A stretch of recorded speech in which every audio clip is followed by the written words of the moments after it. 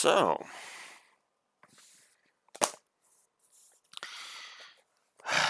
this took way too damn long to get back to, I'll be honest with you. Just give me a quick sec. I will be open and honest about how long this took to come back to.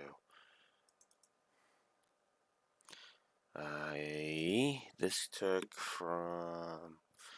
It's not going to tell me the quick thing, so I need to go to properties. God damn it. Jesus, so the middle of August, if I'm reading that right, is the last time, and I am at the tail end of September. Yeah, I don't have an excuse for that. But anyways, I am now back with more recordings of Yu-Gi-Oh! Let's talk about Keith's Machinations, shall we? So, I talked about how I felt like the sub and the dub didn't really have that much of a difference in Dual Identity. There were differences, obviously. Like, you can't escape the differences. Like, Yugi's entire motivation, and whose motivation it really is, kind of goes hand in hand with each other. This one, surprisingly, there was very few differences. There was like one bit of foreshadowing to the beginning of season 2. Yeah, seriously. It's really just blink and you'll miss it kind of a thing, but yeah. If you know, you know. If you don't, you don't. But and it's not even really relevant to the proceedings of this episode, so I'm not going to really spend too much time on it. So, yeah. So, first and foremost,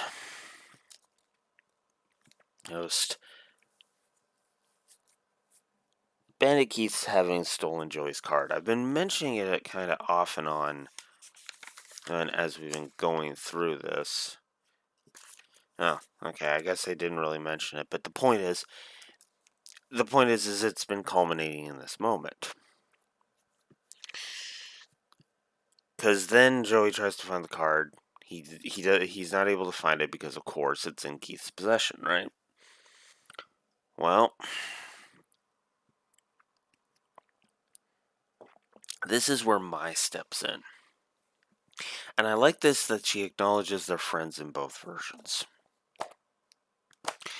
Again, that's a point to keep in the back of your mind for Season 4, because I'm just going to call it like it is. It's... Well, okay.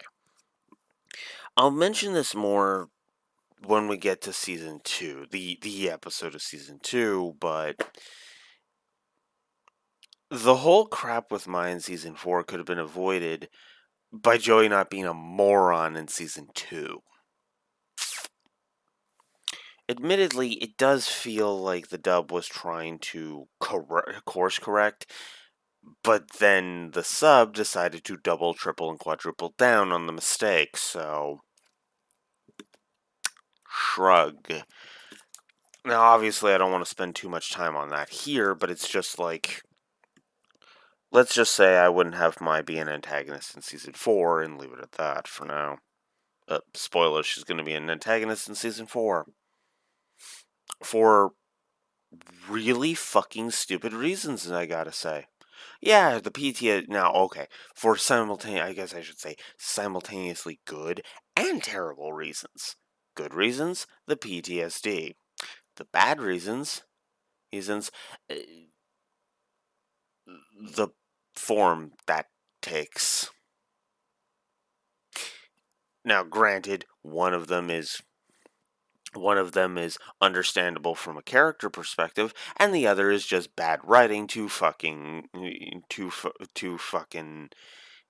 screw over a female character, because this franchise just cannot help itself it just cannot seem to dodge the whole yikes approach it has to dealing with female characters.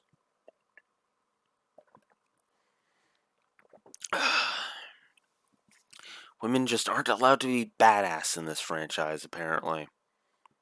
And yes, I know the examples you're going to give up, but I can actually give you counter examples to one of the two characters you're going to bring up.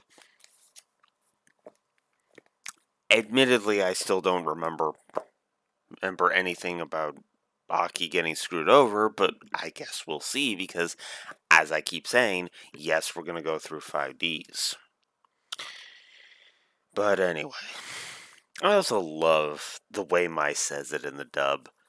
Dork. Of course, we're friends. Though it is good in both languages. So then we waste. So then we waste like half a minute of screen time of everybody saying "Good luck, Joey." Yeah, this is only going to get worse as we go through. Now, what's funny is these are only 2 episodes. I want to remind you that there are episodes that like there is actually one coming up that is 5 episodes, and yet those 5 episodes are actually used to better effect because there's a subplot being done, and it's not just let's fill the time with needless dialogue. And it really does feel like what the lore runner calls empty text. In other words, dialogue is being spoken, but nothing's being conveyed. Which is also one of the reasons why so many people hate as you know dialogue, because it's empty text, because we know all this shit already, you know? My bowels agree with that, you know? Sorry. My body has really stupid timing, what can I say? So then the duel begins halfway into the first episode. Like literally the let's duel literally leads to the interlude, the ba that whole thing, the spinning Millennium Puzzle. Yeah, I it's funny because they don't even change the graphic of that. It's like, they really saved money on that one for something that is only used for like 10-15 seconds each episode. Anyways, so Keith uses a bunch of machine monsters, a type of monster that was not going to get very much good support until GX. Let's just be blunt, GX is where machine monsters really started to shine. Because machine monsters was when we were starting to get stuff like cyber dragons, for example. Cyber dragons, ancient gears. Um, I'm suddenly blanking on any other machine archetypes because as I'm awful, but they exist. I'm sure there's other machine archetypes that exist, but it really does kind of come across as it felt like we were supposed to be intimidated by these things, and they were intimidating because of my very next note. I'm just going to go ahead and read it to you word for word. Magic attacks failing on machines is fucking dumb. Yeah. See, the problem is the idea is that they're made of magic. They're all equipped with a magic resistant armor. See, season one shenanigans. The reason why so many people hate season one shenanigans is that's not how the card game works. It's not how the real life game is played, and this is supposed to be an advertisement for the real card game. That's the problem.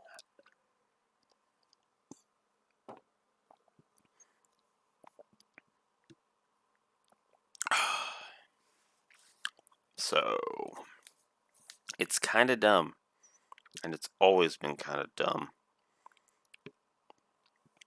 You know, it's you know. So then we get some interesting cards, which are not very good. Pendulum Machine, 1750 attack, requires 1 sacrifice. Now, again, I know Duelist Kingdom still hasn't done the whole tribute summoning thing yet. But yeah, it almost felt like the Battle City rules just screwed Keith over hardcore. And it's like, wow, you got chipped hard, Keith. Yeesh.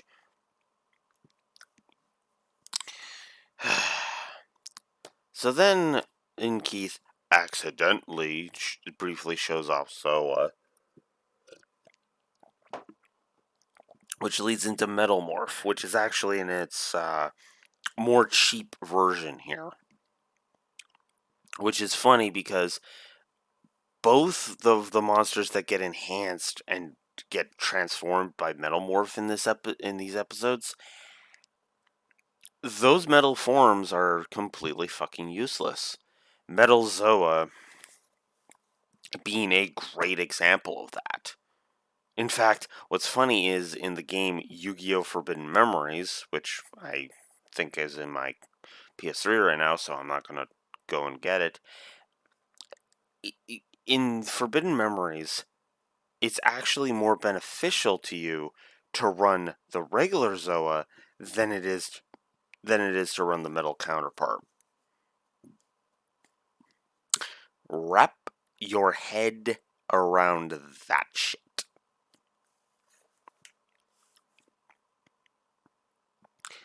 So, yeah. I do like the idea that Joey tricks Keith into attacking Axe Raider with Metal Zoa, though. Keith uses Stop Defense, but Joey has a card called Chasm of Spikes, which is finally going to become a real card soon, which is good. Because there are some damn useful spells and traps that I just wish would have been in the real card game already, but it took them forever to become real cards. Even though, because Konami was like, couldn't figure out how to bring them into the actual card game. Even though it's super effing simple. But anyways. So now I gotta check my notes for the sub. Oh yeah, I guess to rewind a bit, there's also Honda's stupid comedy bit at the beginning, which is just him being like, oh, you have good reason to be nervous, and then in the sub it's, okay, if you're nervous, write person on your hand, and it's like, is that just a Japanese thing that I don't know what the hell it is? Because that feels like something that's, yeah. Also, I like the banter. I admit, well, I do prefer these episodes in the dub. Mostly because of the voice acting, if I'm honest. Mostly because of the voice acting from Ted Lewis, Alistair Duncan, Ted Lewis, Alistair Duncan, and Wayne Grayson specifically. Yeah, and a moment we'll get to. I have to admit the banter, the dialogue itself is better in the Japanese version, you know? But that's no big surprise at this point. I mean, we're at episodes 31 and 32, for God's sakes. So, we're 32 episodes in, of course that's old hat at this point, you know?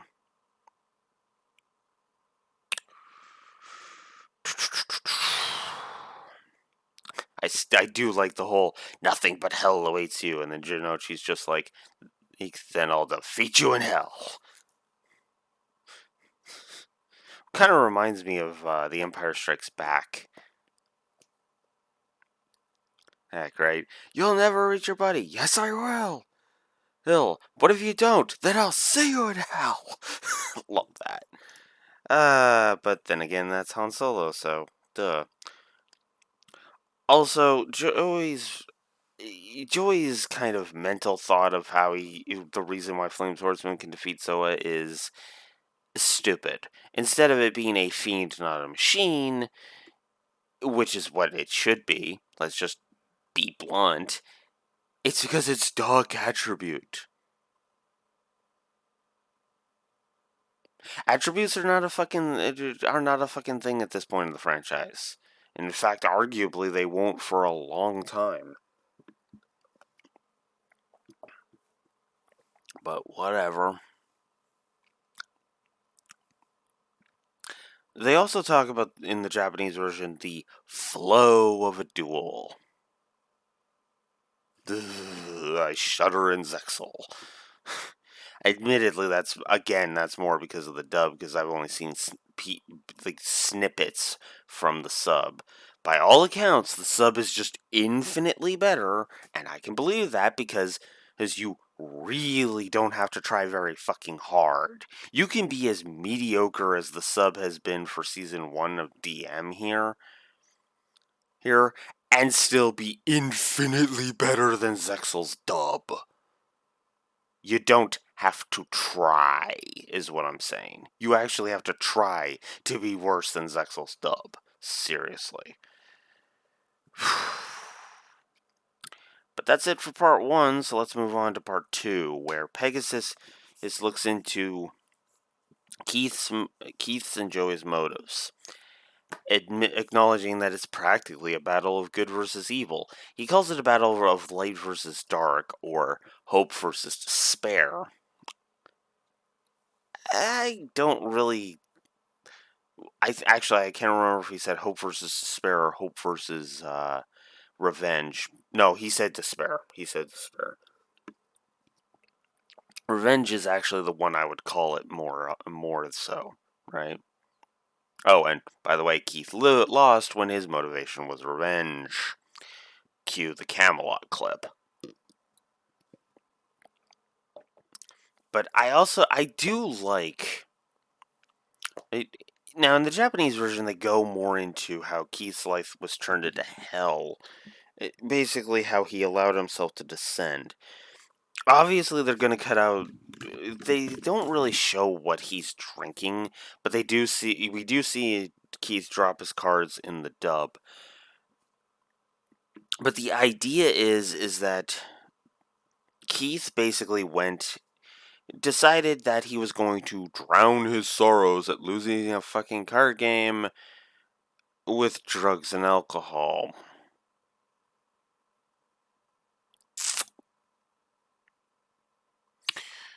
Oh my god.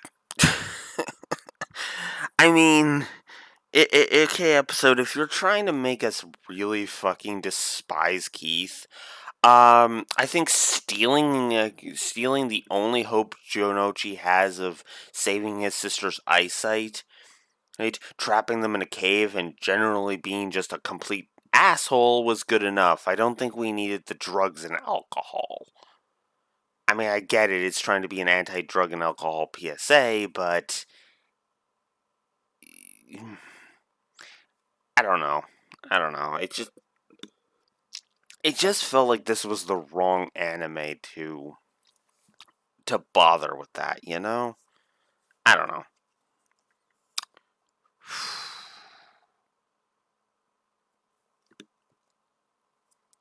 Now, in the dub, Keith talks about, "Oh, you're just a roadblock on my way to Duel Pegasus," which he also says in the sub. But he also shows that he has faith in Yugi. It's like, yeah, Yugi's favorite monster is the Dark Magician, but he would still crush you. You'd still get screwed over by him. So yeah, I agree with that. By the way.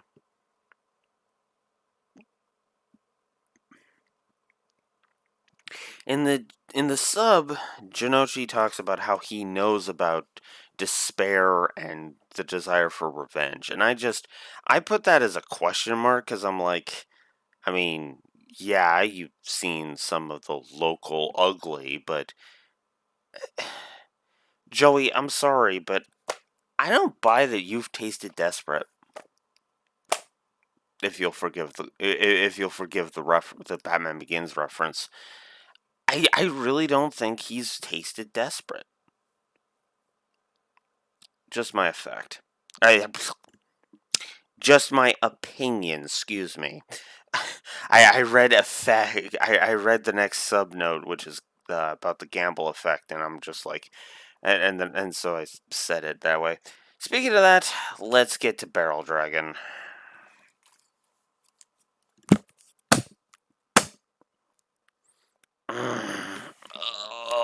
Oh, fucking Barrel Dragon. So, here's something that if I don't comment on it, everybody, the entire comment section is going to light on fire, wondering why I didn't. Okay, here's the thing. Yes, Barrel Dragon was heavily censored. Yes, it was a dumb change because multiple cartoons at this frickin' point were showing guns in a negative light. Okay? And cartoons that were primarily aimed at kids. In fact, I can actually name three prevalent ones that were around at this point in time that aired around the same time the dub was making the rounds on network television. Static Shock, which had a literal gun episode. Batman Beyond, which might have been a few years prior, so forgive me. But, the first episode of that literally had Batman pointing a gun at a goon. Literally. And I suddenly lost the other one.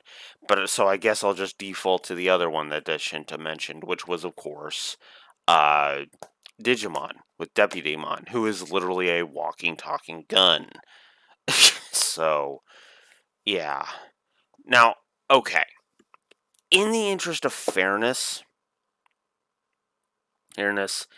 you could make the argument that Keith being this awesome bad guy was what they were worried about, considering in every other case it was either some bullied guy and the instant the gun came out everybody like reels back and is like, whoa, awful, awful, awful, right? Except Digimon didn't exactly have everybody reeling at the fact that Deputymon was a walking gun either, so I don't know about that, you know? And I also do actually have a counter argument, also from the Digimon franchise, that's actually a better example of this. I think it was either like either the year after or the same year or something like that, but the Tamers dub, Desperado Blasters, wielded by Beelzemon. Beelzemon was a damn awesome badass. It was an awesome badass villain, but he was still a villain. All I need to do to make people go, ah, screw you, Blue Wolf, is just to say the Digimon anime fucking hates Leomon. And move on. So, yeah, the censorship on Barrel Dragon makes no goddamn sense. Of that, we can concur. You want to know what else doesn't make any sense? The sub making its effect be the stupid gambling thing, because there is no gambling involved in Barrel Dragon's effect after the first round, after the first time he uses it. So, pointlessness is pointlessness, in my opinion. I do say he looks cooler in the original, and he has a cooler name, Revolver Dragon. But otherwise, yeah, that's my take on Barrel Dragon. The censorship with him is dumb, and his effect is dumb because it also acts like it's an attack anyway. So what the fuck is the point of calling it a gamble effect? Like, why does it have to gamble to get those extra attacks? Anyways, I prefer it to just be a triple, the ability to attack up to 3 times. That just makes so much more sense to me. I get it though, Russian roulette, but yeah. So then Time Wizard shows up to do the Thousand Dragon combo. Now, they talk about how it's kind of a big risk and they'll be at Keith's mercy, but here's the thing, and the sub more so acknowledges this. Joey would lose at that. It would literally lose if the Time Wizard effect failed. because Time Wizard would take away Joey's life points, equal to half of the monsters that get destroyed by the failed gamble effect, which are, of course, there's Baby Dragon and Time Wizard.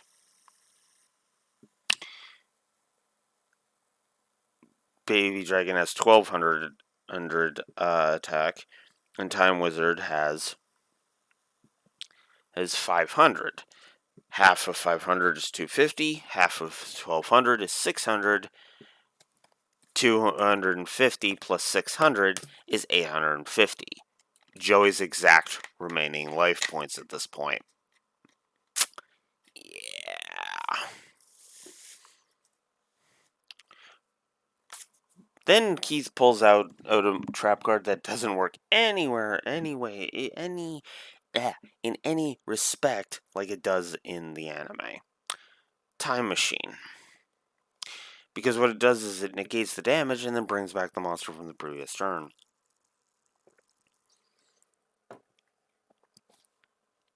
I don't get how that works. I guess because of the laws of Type 2 time travel, the idea is that the damage never happened? I don't know. Oh, it's dumb. Moving on. But yeah, it's cheap. It brings it back. So then Joey uses Metal Morph to get rid of Barrel Dragon. And then the Slot Machine monster comes out. And Keith starts pulling out the 7 completed cards, which can actually raise the attack or defense of, if I'm not mistaken, because I actually had to watch one of the episodes kind of twice. Nice. Yeah. 7 completed only works on Slot Machine, if I'm not mistaken. Oh, the real life version is just any machine. Okay. Why did I think it was only for Slot Machine? Okay. So yeah, I guess it could work with anyone, but I guess because it's Slot Machine, they figured, let's actually be clever with it, But yeah. Also, the wristbands. I labeled them as bangles, but admittedly, wristbands is probably a better thing. Although they do kind of look like they're like straight out of an RPG, the bangle kind of an accessory.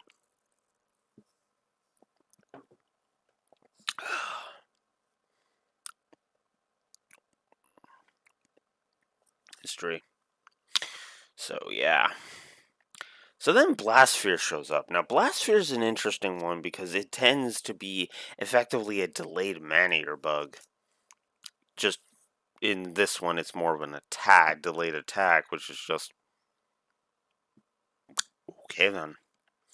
Dragon Nails is then used to boost Red Eye's Black Metal Dragon's attack, which I haven't actually talked about yet. So let's rewind. Red Eye's Black Metal Dragon. The most worthless of all the Red Eyes forms.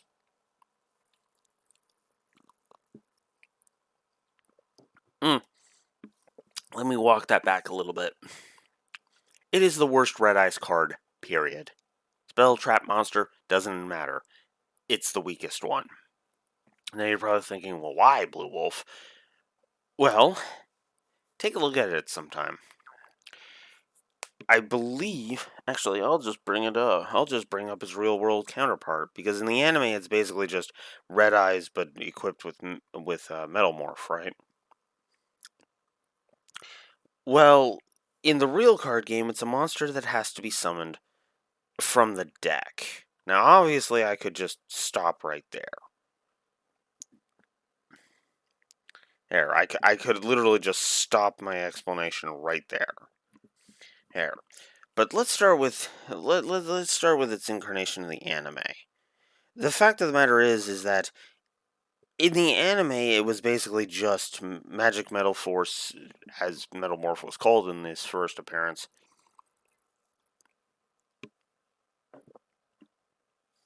having transformed Red Eyes into Red Eyes Black Metal Dragon. It never appeared past that point. There is no later anime version. So allow me to regale you with how Red Eyes Black Metal Dragon works in the real card game. Whoops. 8. Okay. I wasn't gonna. I didn't want to count the stars, so forgive me. So, Red Eyes Black Metal Dragon. Dark Machine, level 8 Dark Machine type monster. Machine effect monster with 2800 attack and 2400 defense.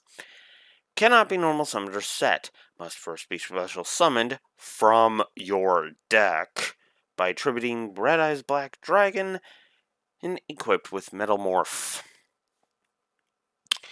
Now, if you're not understanding the problem with it,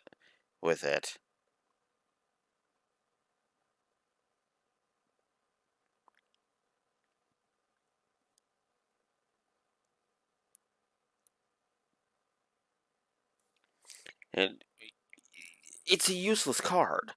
At most, and again, thanks to GX for this, the most you could probably do is use it as discard fodder for Armed Dragon. But that's it.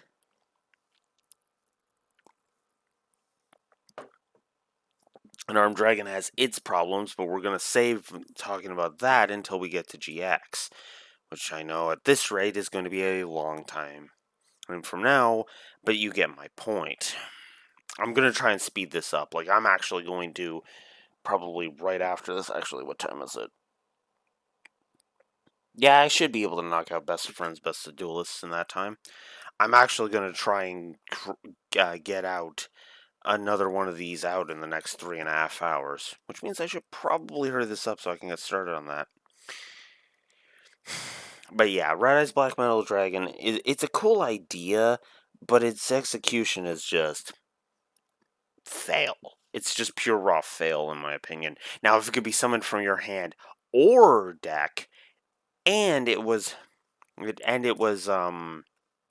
had some kind of cool effect, like if we really want to, do this whole immune to magic shenanigans, make it immune to spell cards.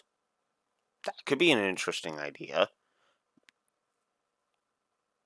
Or better yet, let's double and triple down on this and make it not only immune to all spell card effects, but all spellcaster monster effects, and cannot be destroyed in battle by spellcaster monsters.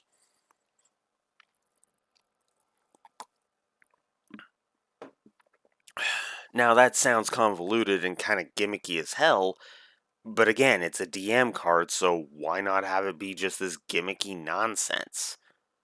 I mean, people still wouldn't run it in Red Eyes decks, but it'd still be frickin' playable. Like, if you wanted to build a Joey deck, you wouldn't be embarrassed to put this thing in there, that thing in there. You know? But I digress. So then Keith plays a card called the Pillager, which, to my knowledge, is an anime-only card still. But considering how OP it is, look at your opponent's hand and take one card from it. Yeah, pretty damn OP. So the Pillager takes Shield and Sword. Now, I made another note of Shield and Sword, because I don't remember if I talked about this during your Arena of Lost Souls. And if I didn't, well, then now here I am trying to correct myself. Shield and Sword in the real card game swaps the original attack and defense, which means any modifiers are applied after that. So, yeah.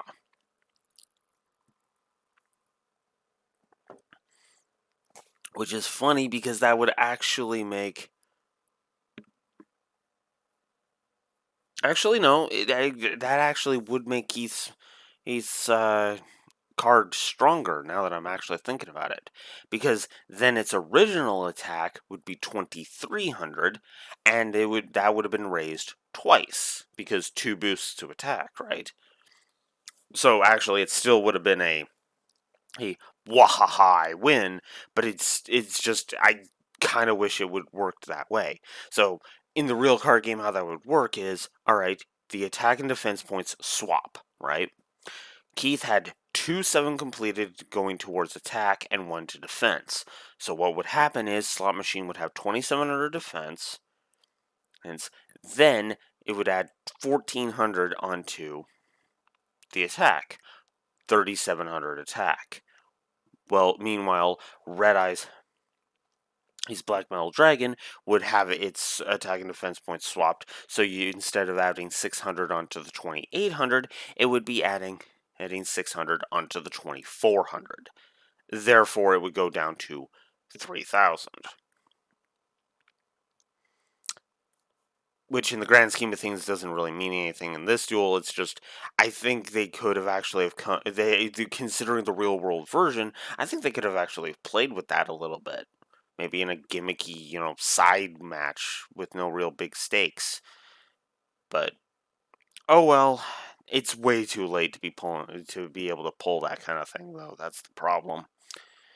So then Grave Robber apparently is able to get Time Machine, which allows for the same damage negation crap.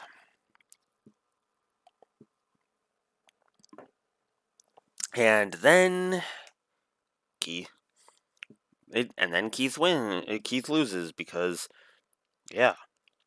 Then he's a sore loser. I do like that Joey is honest here though. Because Keith is just like, this duel doesn't count. His entry card was not his. Which is funny because Pegasus literally says, I actually wrote it down, says in the subversion, I don't care which card belongs to whom. See, the funny thing about Pegasus is he's a stickler for rules, but if you can impress him by using the rules to his advantage, because here's the thing. Well, yes, the rules. Now Croquet said, you received these cards before you came. Yes, but again, nobody said that you have to show your card because technically speaking, if that was a rule, then Joey wouldn't even be allowed to use his original card because it wasn't his card originally. You feel me? Remember, it was Yugi's. They even kind of mentioned that in this episode because Yugi would have been like, I could give him this card, but then I wouldn't have the ability to go ahead and duel Pegasus. Although you could just do what the manga did with that, but again, I'm just gonna leave it alone for the time being because that's literally my last note. So let's not do that. But yeah, Joey is honest in both versions. He's like, yeah, my card was missing, so my let me use hers. How did you know that, Keith? And then Keith's just like, And then I love how Pegasus addresses this in the dub because he's like, "Oh please, it's obvious that Keith stole Joey's card." Now, what's funny is that is blatantly obvious in both versions because Keith is so sure that Joey is just gonna get disqualified because he can't find the card. He's basically telegraphing that he stole the fucking thing in giant neon lights. The only reason people don't suspect that that's actually what happened is because Keith's been an asshole the entire fucking time they've known him. So, yeah, kinda. You get my point with that. It's like really, yeah. And then my note of Pegasus knew because of course. So then Keith breaks free of the guards who are trying to kick him off the island. And then there's the threat. I paid attention to the dialogue in the sub of this version. The sub has the gun. It's just a finger gun in the dub because of course. Again, I have no defense for finger guns, okay? I literally don't. But you know what's funny? I kind of wish we had gotten an unedited version with the dub dialogue. Oh, I would love to just use the Japanese visuals, but with the dub's dialogue, because here's the thing. In the dub, I actually don't even need my notes for the rest of this, but in the dub, he's threatened. Pegasus is being threatened, and it's like, oh yes, of course, Keith. Let me just give me a moment to recover from the shock your startling demands have sent me into, or shocking demands. I can't remember what he says, but you know. And then he's like, oh yeah, yeah, ha ha, hand over the prize money. And I'll give you to the count of three. And then Pegasus is just like, okay, fine. 1, 2, 3, beep.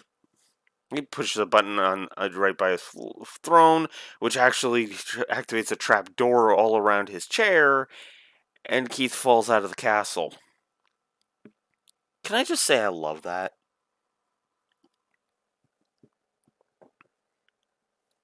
Now, it is possible that, now granted, you could make the argument that it is kind of possible for Keith to have somehow survived that fall.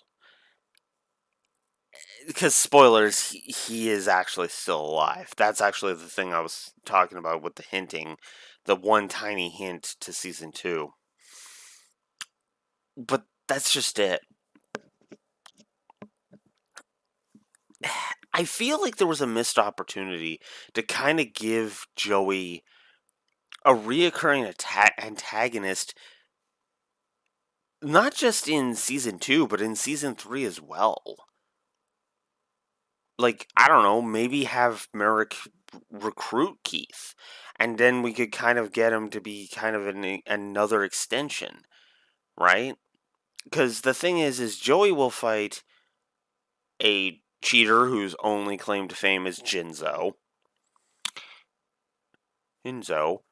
a fucking obnoxious, ear-bleeding sack of crap, and, well, a freaky fish guy. Sorry. But again, I almost feel like Keith could have been an interesting antagonist to bring back, especially if they were going to go the route that they went with, especially considering they already pulled a let's not do what the manga did and just full out kill him off, because we don't want to paint Pegasus as, well, a homicidal douchebag, right? Which in the manga kind of made the whole Pegasus not getting killed by Yugi thing kind of sus in my opinion.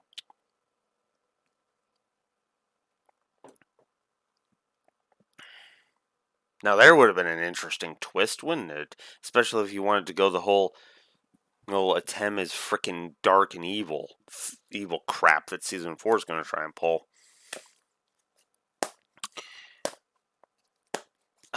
Actually, I should double check my notes one last time. Oh yeah, I didn't mention Red Eye's Darkness Metal Dragon's attack. It's Dark Metal Mega.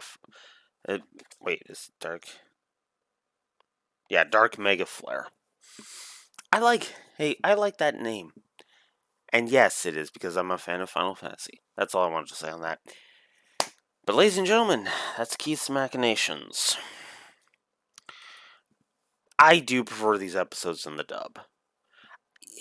To be honest with you, there's just too many niggles that just keep me from enjoying it as much as I would otherwise like. So for part 1, I will go ahead and chalk it up to nostalgia, and for part 2, I will go ahead and say the combination of the drugs and the alcohol, and the fact that I just prefer Pegasus to be this nonchalant, goofy antagonist instead of trying to pull this, yes, I'm a super intimidating, serious threat, even though we're trying to move me away from that.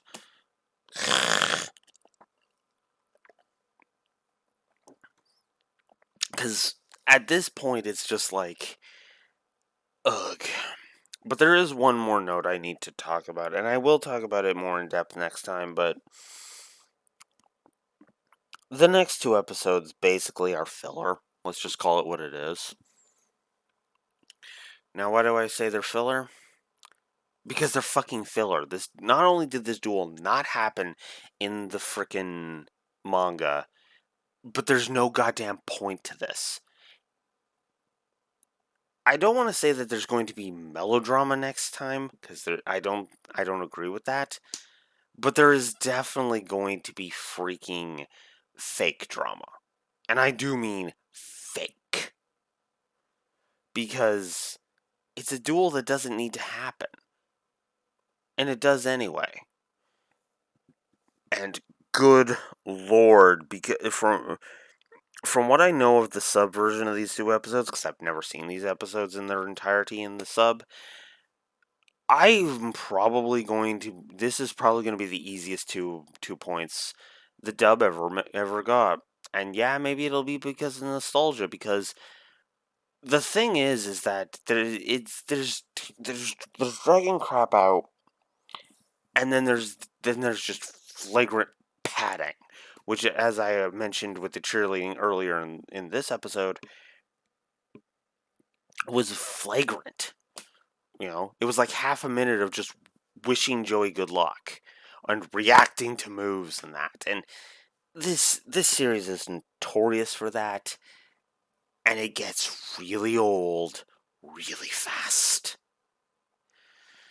But I am done with this one. So next time we will talk about the frustrating nature of Best of Friends, Best of Duelists. Till then, this is Blue Wolf Alex of the Lore Walkers, signing out. Have a good one. Duel standby.